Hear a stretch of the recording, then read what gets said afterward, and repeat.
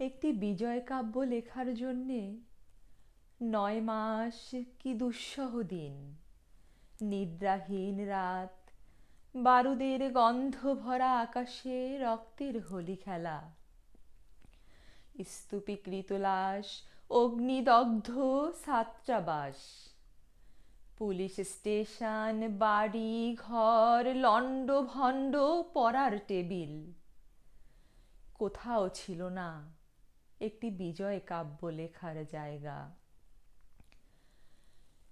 গুলিবিদ্ধ ডান হাতে কবি আঁকড়ে ধরেন কলম, কলম গড়িয়ে গড়িয়ে 1 ফোঁটা 2 ফোঁটা রক্তে লেখা হলো একটি রক্তাক্ত বিজয় কাব্য, যার নাম বাংলাদেশ।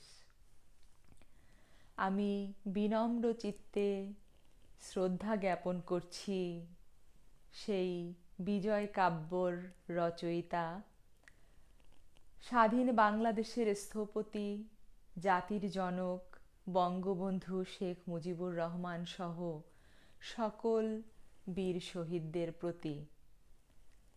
প্রিয় শিক্ষার্থীবৃন্দ, বিজয়ের এই মাসে নতুন আরও একটি অনলাইন ক্লাসে তোমাদেরকে শুভেচ্ছা ও অভিনন্দন।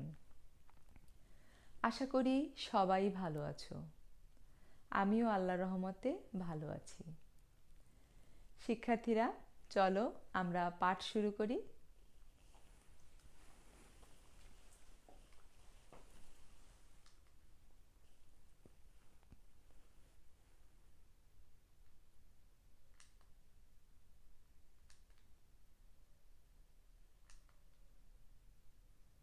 প্রিয় শিক্ষার্থীবৃন্দ, তোমাদেরকে সমাজকর্ম ক্লাসে স্বাগতম। আজকের এই ক্লাসে তোমাদের সাথে আছি আমি সাবিনা খান, প্রভাষক, সমাজকর্ম বিভাগ, আতহারউদ্দিন হাওলাদার ডিগ্রি কলেজ, বাকেরগঞ্জ, বরিশাল।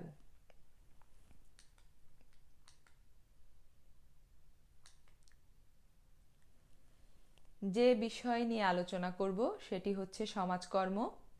একাদশ ও দ্বাদশ উভয় শ্রেণীর জন্যই বিষয়টি গুরুত্বপূর্ণ। প্রথম পত্রের অধ্যায় 2, অধ্যায়ের নাম সমাজকর্ম পেশার ঐতিহাসিক প্রেক্ষাপট।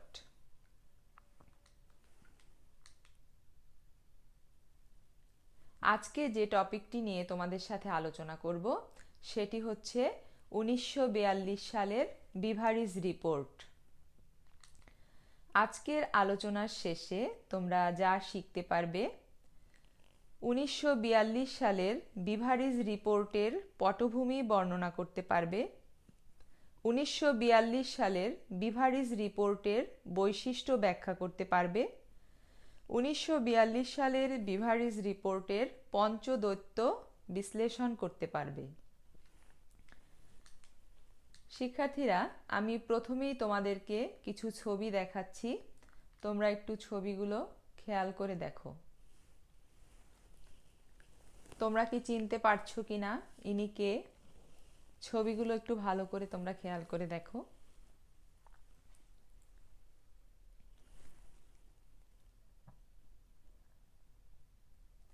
হ্যাঁ শিক্ষার্থীবৃন্দ, আমি বলে দিচ্ছি, উনি হচ্ছেন স্যার উইলিয়াম হেনরি বিভারিজ, যিনি বিভারিজ রিপোর্টের নেতৃত্ব দিয়েছিলেন এবং বিভারিজ রিপোর্টের যে বিভারিজ কমিটি তার প্রধান ছিলেন স্যার উইলিয়াম হেনরি বিভারিজ।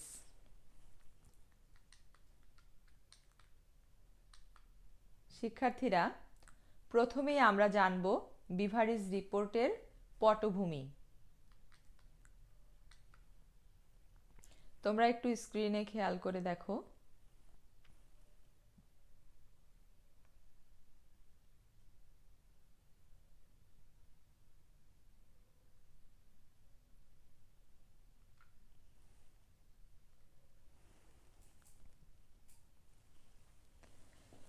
ইংল্যান্ডের তৎকালীন লেবার পার্টির শ্রম ও পুনর্গঠন মন্ত্রী আর্থার গ্রিনউড পার্লামেন্টের সিদ্ধান্ত অনুযায়ী 1941 সালে সামাজিক বীমা ও সংশ্লিষ্ট বিষয়াদির আন্তঃবিভাগীয় কমিটি গঠন করেন।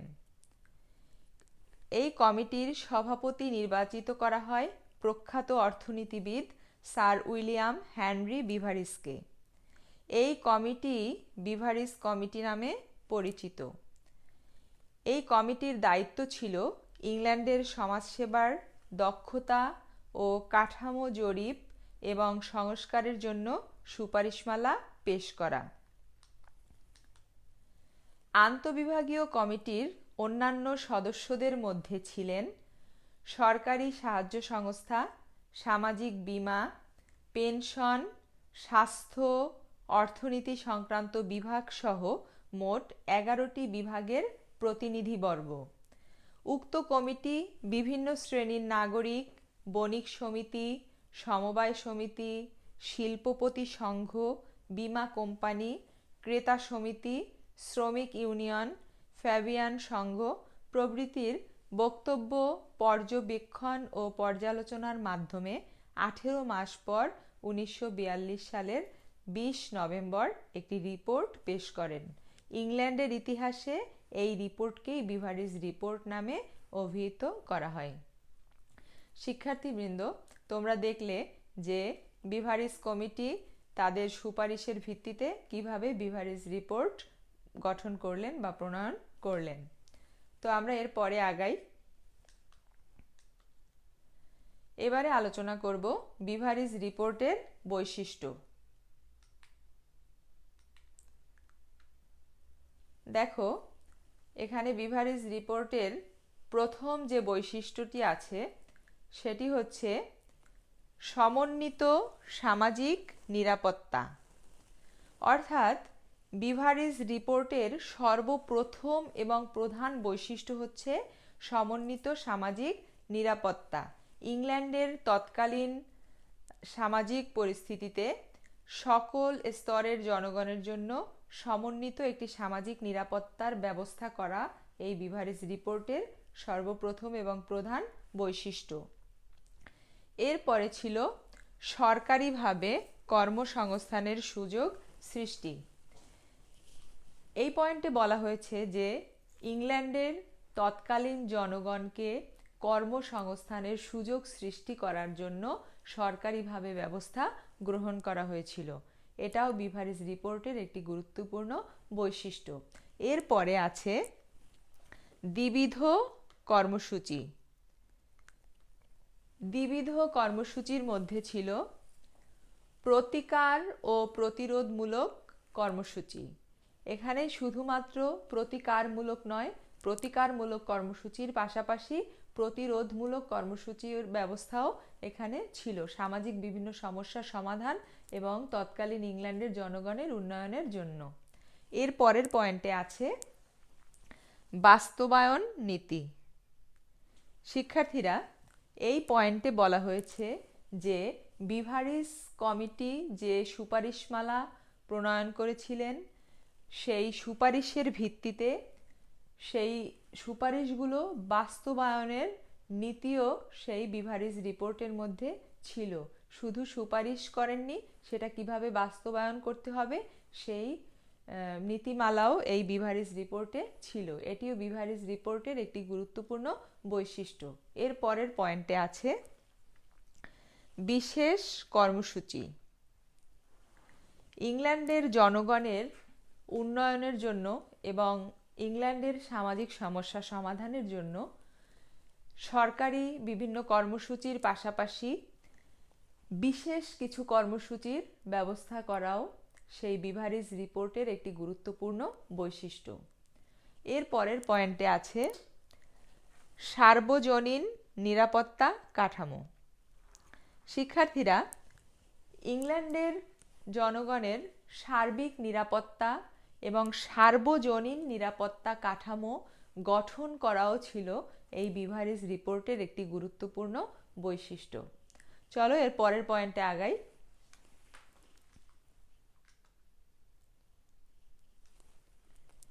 এর পরে আছে আয় বৃদ্ধিমূলক উদ্যোগ। এখানে বলা হয়েছে যে কিভাবে ইংল্যান্ডের জনগণের আয় বৃদ্ধি করা যায় সেই আয় বৃদ্ধিমূলক বিভিন্ন উদ্যোগ গ্রহণও এই বিভারিজ রিপোর্টের মধ্যে ছিল। এটিও বিভারিজ রিপোর্টের একটি গুরুত্বপূর্ণ বৈশিষ্ট্য। এরপরে আছে মতামত ভিত্তিক কর্মসূচি প্রণয়ন।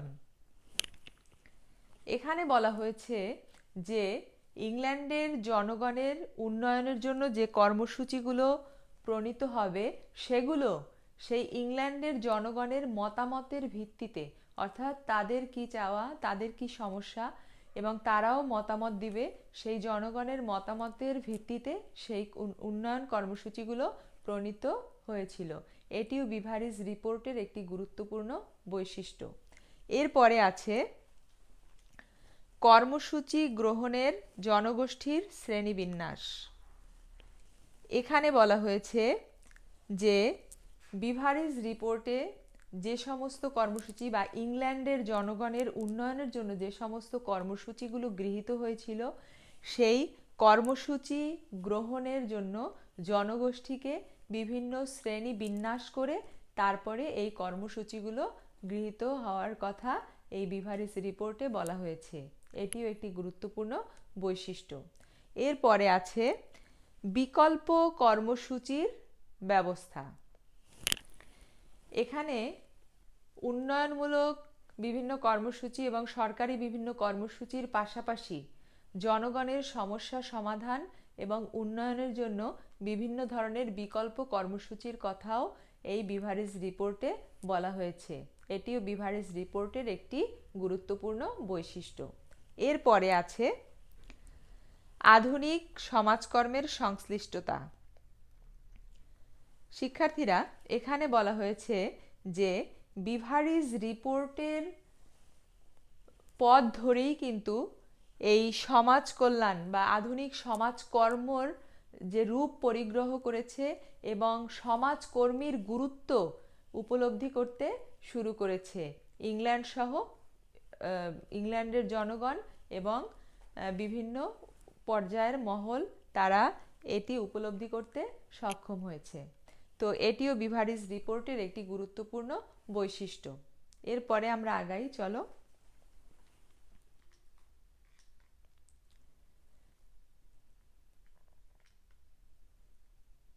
শিক্ষার্থীরা, তোমরা দেখতে পাচ্ছ এখানে পঞ্চদৈত্য দেখানো হয়েছে। এই পঞ্চদৈত্যগুলো কি কি তোমরা একটু স্ক্রিনে খেয়াল করে দেখো। এখানে পঞ্চদৈত্য বলতে কি কি বোঝানো হয়েছে দেখো। রোগ, অভাব, রোগ, অজ্ঞতা, মলিনতা ও অলসতা। এই পাঁচটি ছিল ইংল্যান্ডের সামাজিক জীবনে খুবই প্রতিবন্ধকতা সৃষ্টিকারী সমস্যা। এই জন্য এই পাঁচটিকে পঞ্চদৈত্য নামে অভিহিত করা হয়েছে। শিক্ষার্থীরা, এখানে পঞ্চদৈত্যের যে প্রথমটি আছে সেটি হচ্ছে অভাব। তো অভাব কি? অভাব হচ্ছে আর্থিক অসচ্ছলতা এবং এর কারণে মানুষের যে অভাব তৈরি হয়, এটিকেই এখানে বোঝানো হয়েছে। এবং এই আর্থিক অসচ্ছলতার কারণে মানুষের মৌলমানবিক চাহিদা অপূরণ সহ বিভিন্ন ধরনের সমস্যার সৃষ্টি হয় মানব জীবনে এবং মানুষের কর্মক্ষমতাও দেখা যায় যে এই অভাবের কারণে লোপ পায় এবং মানুষ বিভিন্ন ধরনের সামাজিক সমস্যায় পতিত হয়। তাহলে তৎকালীন ইংল্যান্ডের যে পাঁচটি সমস্যা ছিল তার মধ্যে প্রথম সমস্যা ছিল অভাব এবং সেখানে মানুষের এই অভাবের কারণে আরও নানামুখী সমস্যার সৃষ্টি হয়েছিল। তারপরে কি আছে? রোগ। অভাবের পরে আছে রোগ। এখানে শারীরিক, মানসিক, সামাজিক বিভিন্ন রোগের কারণে মানুষের স্বাস্থ্যহীনতা এবং কর্মক্ষমতা লোপ পাওয়া সহ বিভিন্ন ধরনের সামাজিক সমস্যার সৃষ্টি হয়েছিল এবং এই রোগাক্রান্ত মানুষ কিন্তু কর্মে কখনোই সফল হতে পারে না বা তার একাকেই এই রোগের কারণে ভুগতে হয় না, দেখা যায় যে তার রোগ তার পরিবারের উপরে গিয়ে প্রভাব বিস্তার করে, তার সমাজের উপর গিয়ে প্রভাব বিস্তার করে। তাহলে তৎকালীন ইংল্যান্ডে এই রোগ একটি বড় প্রতিবন্ধকতা হিসেবে মানব জীবনে দেখা দিয়েছিল, যার ফলে মানুষ তার কর্ম উদ্দীপনা হারিয়ে ফেলেছিল এবং তখন বেকারত্ব সহ বিভিন্ন ধরনের সমস্যা সমাজ জীবনে সৃষ্টি হয়েছিল। এই জন্য এই রোগকেও পঞ্চদৈত্যের একটি দৈত্য হিসেবে পরিগণিত করা হয়। এরপরে আছে অজ্ঞতা। শিক্ষার্থীরা, অজ্ঞতা বলতে বোঝায় জ্ঞানের অভাব। একজন জ্ঞানশূন্য মানুষ কখনোই তার সামাজিক কিংবা তার ব্যক্তিগত কিংবা তার পারিবারিক উন্নয়নে সফল হতে পারে না বা ভূমিকা রাখতে পারে না। তৎকালীন ইংল্যান্ডের সমাজ জীবনে এই অজ্ঞতা ভয়াবহ রূপ ধারণ করেছিল এবং এই অজ্ঞতার কারণেই মানুষের মধ্যে আরও একাধিক সমস্যার সৃষ্টি হয়েছিল এবং এই অজ্ঞতার কারণে মানুষ কিভাবে উন্নয়ন ঘটাবে নিজের বা নিজের পরিবারের বা সমাজের, সেই দিকগুলো থেকে দূরে ছিল এবং তাদের মধ্যে এই অজ্ঞতার কারণে বিভিন্ন ধরনের কুসংস্কারও বিরাজ করছিল। এই জন্য এই পঞ্চদৈত্যের একটি দৈত্য হিসেবে এই অজ্ঞতাকেও চিহ্নিত করা হয়েছে। এরপরে কি আছে দেখো, মলিনতা। শিক্ষার্থীরা, এখানে মলিনতা বলতে অস্বাস্থ্যকর নোংরা পরিবেশ, মানসিক মলিনতা। এখানে মলিনতাকে আসলে দুইটি দিক থেকে বিবেচনা করা হয়েছে, একটি হচ্ছে মানসিক মলিনতা, আরেকটি হচ্ছে পরিবেশগত মলিনতা। এখানে মানসিক যে মলিনতা তার মধ্যে আছে দুর্নীতি, নোংরামি, বিশৃঙ্খলা বা মানুষের যে খারাপ আচরণ, এগুলোকে এখানে মানসিক মলিনতা হিসেবে বিবেচনা করা হয়েছে। আর পরিবেশগত যে মলিনতা তার মধ্যে আছে তোমার নোংরা অস্বাস্থ্যকর পরিবেশ, বস্তি, রাস্তাঘাটে স্তূপীকৃত ময়লা আবর্জনা, হ্যাঁ, বা শিল্প কারখানার বজ্র, এই সমস্তগুলোকে পরিবেশগত মলিনতা হিসেবে আখ্যায়িত করা হয়েছে। তৎকালীন ইংল্যান্ডের জীবনে এই সমস্যাটি খুব প্রকট আকার ধারণ করেছিল, এজন্য এটিকেও পঞ্চদৈত্যের একটি দৈত্য হিসেবে অভিহিত করা হয়। এরপরে আছে অলসতা। অলসতা বলতে কি বোঝায়? যে কাজ করার শক্তি সামর্থ্য আছে কিন্তু ইচ্ছাকৃতভাবে কাজ করছে না, অলস জীবনযাপন করছে। তো তৎকালীন ইংল্যান্ডের জনগণের মধ্যে এই অলসতা খুব প্রকট আকার ধারণ করেছিল এবং এই অলসতার কারণে মানুষ কর্মবিমুখ হয়ে পড়েছিল এবং তৎকালীন ইংল্যান্ডের উৎপাদন বহুলাংশে হ্রাস পেয়েছিল এবং সমাজ জীবনে বেকারত্ব সহ অভাব, আর্থিক অসচ্ছলতা, এ ধরনের বিভিন্ন সমস্যা সমাজ জীবনকে প্রভাবিত করেছিল। তো এই পঞ্চদৈত্যগুলোর কারণে তৎকালীন ইংল্যান্ডের মানব জীবন বিপর্যস্ত হয়ে উঠেছিল। এই জন্য এই সমস্যাগুলোকে পঞ্চদৈত্যের সাথে তুলনা করা হয়েছে। শিক্ষার্থীরা, আশা করি আজকের এই পাঠ তোমরা বুঝতে পেরেছো। বিভারিজ রিপোর্টের পটভূমি আলোচনা করলাম, এর বৈশিষ্ট্য আলোচনা করলাম এবং বিভারিজ রিপোর্টের পঞ্চদৈত্য কি এটিও তোমাদের সাথে আলোচনা করলাম। তো আশা করি তোমাদের বুঝতে অসুবিধা হয়নি। তোমরা এতক্ষণ আমার সাথে সমাজকর্ম ক্লাসে ছিলে, তোমাদেরকে অসংখ্য ধন্যবাদ জানাচ্ছি। আশা করছি সামনের ক্লাসগুলোতেও তোমরা একইভাবে অংশগ্রহণ করবে। তো সেই পর্যন্ত সবাই ভালো থাকো, সুস্থ থাকো, আমার জন্য দোয়া করবে। আল্লাহ হাফেজ।